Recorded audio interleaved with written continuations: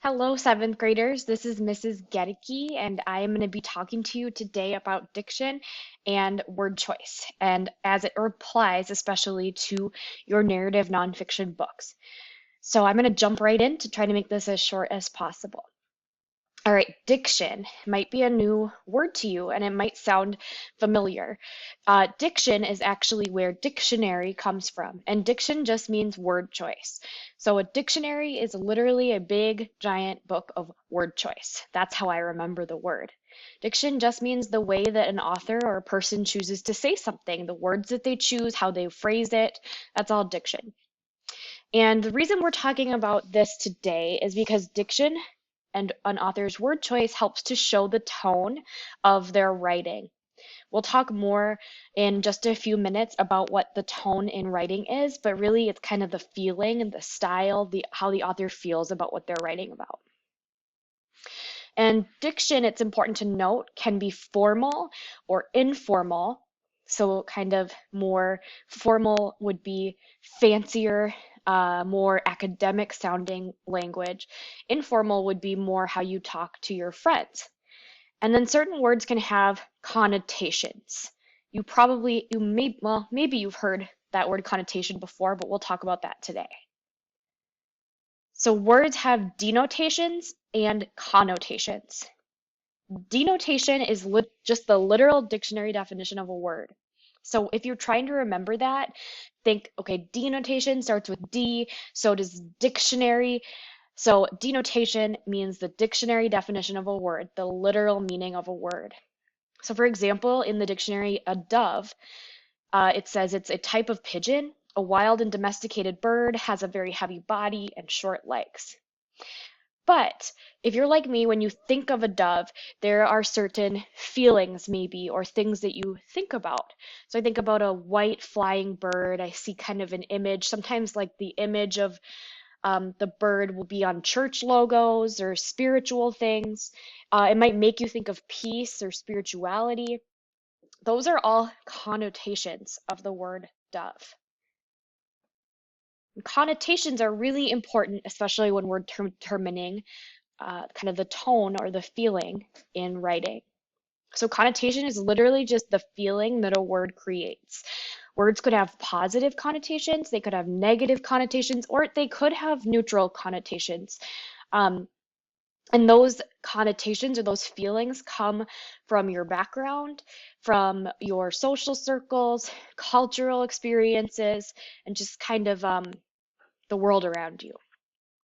So like I said earlier, a dove might imply peace or gentility, being gentle or spiritual. The word home suggests family, comfort, security, whereas house or shack might, even though they technically mean similar things, they have different connotations. They feel maybe more cold or just like somewhere you live, whereas home suggests family. The word pushy has a connotation of someone being loudmouthed or irritating, whereas you could instead say that somebody is assertive, which means that they, kind of stand up for themselves. And that usually has a more positive connotation than something like pushy. All right, and so like I said earlier, the reason that that matters is because it helps us to determine the author's tone. So the tone in a piece of writing is not the same as the mood. The mood is how you feel or how you're supposed to feel when you read something. We're not talking about that today. The tone is how the author feels about what they are writing. And we have to infer that based on how they word things, based on their writing style. So like I said, it's the attitude or how an author feels about their subject. It's similar to like if you said somebody's tone of voice. If your parents have ever said, I don't like your tone, right? They don't like kind of the attitude that what you're saying is given off. You can't hear or talk to the author most of the time. So like I said, you have to infer the tone from their word choice. And that usually reveals their perspective or opinion about what they're writing about. So when you are reading your narrative nonfiction books, or even if you're practicing on a passage or anytime you read, in order to analyze the tone or to look for what the author's tone is, always start with word choice. That is how you achieve a certain tone. Okay? Think of word choice, style of writing, and then even the point of view that this, if it's a story, what it's told from. But I like to think of it like this. First, think what words stand out, especially if they're adjectives or adverbs. A lot of times those more descriptive words will be good ones to look at. Then you think, well, why did the writer pick those words? And how might the writer feel about their topic based on the words that they chose? Okay, this is just a fun example. These 6 statements here are all about, the author is describing something about where they live, the place that they live. There are 6 options, and there are 6 different descriptions here in the purple box of tones, of different types of tone: optimistic, bitter, tolerant, objective, sentimental, or humorous. So take a moment right now and pause the video. Try to match up each statement with the tone that you think it goes with. Okay, so if you paused, hopefully you had enough time to match them up. Okay, there could be multiple for each one. So look at the first one. This place may be shabby, but since both of my children were born while we lived here, it has a special place in my heart. All right, so when I see that and I look at the options here, optimistic, bitter, tolerant, objective, sentimental stands out to me. And I know that because it has a special place in my heart. That to me says that somebody's sentimental. Number 2, this isn't the greatest apartment in the world, but it's not really that bad. Okay, so when I see this, I see the word but, or it's not really that bad, it's not the greatest. That to me tells me that maybe somebody's kind of like in between or indecisive. So to me, for that one at least, I chose tolerant. It sounds like maybe somebody's putting up with something less than what they want or being tolerant. 3, if only there were some decent jobs out there, I wouldn't be reduced to living in this miserable dump. Okay, so let's look at the options here that we have left. Optimistic, bitter, da, da, da, da, da. Okay, so when I read that, the words that stand out to me, decent jobs sounds kind of like, oh, there are no decent jobs. I wouldn't be reduced to living in this miserable dump. Those words have a connotation of just being like, oh, the world's against me, you know? So to me, I think the tone here is bitter. Number 4, this place does need some repairs, but I'm sure the landlord will be making improvements sometime soon.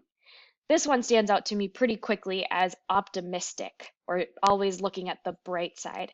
Because look at some of the word choice.